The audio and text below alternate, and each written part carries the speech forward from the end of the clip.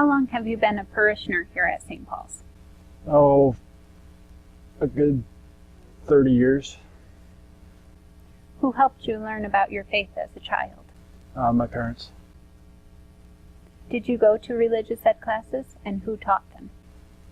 Well, I remember Dad taught a couple years, and I know Mom taught for a while, and I remember Kevin and Pat Brown teaching confirmation class. You received your sacraments here at St. Paul's. Do you remember who are your godparents? My godparents are my Uncle John and Aunt Joanne. Who said your First Communion Mass? Father Kelly. And who was another person who received First Communion with you? Oh, there was quite a few. I remember Francis Brown, Jessica Edwards, a few other people.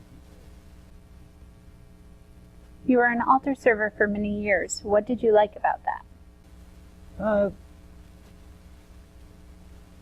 For the most part, during the summer we usually go out to Nathaniel Cole Park and maybe a B-Mets game. And pretty much it was just kept me from getting out of trouble sitting in the pew with Mom and Dad. So. Can you remember any recent popes? Pope John Paul II. Remember going down to New York City to hear him say Mass. Who is our bishop in the Albany Diocese? Howard Hubbard. And do you have any fond memories of him? I remember being up in Warriors receiving my Adultary Day and Pope Pius XII awards, as well as just a few years ago with my brother Mark receiving his Adultary Day.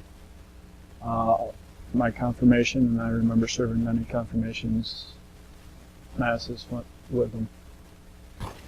As a young man who is sincere about his faith, what helpful hints would you give to teens on how to stay grounded in their faith? The biggest one is prayer.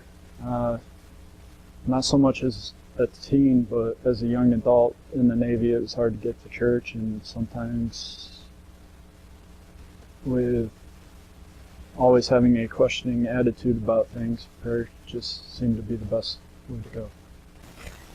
One last question. Is there anything you would like to see added to the St. Paul's of tomorrow? More youth involvement. I know there's quite a kids still being altar servers, but I remember as I was in high school, some of the older kids before they left for college and whatever were also electors.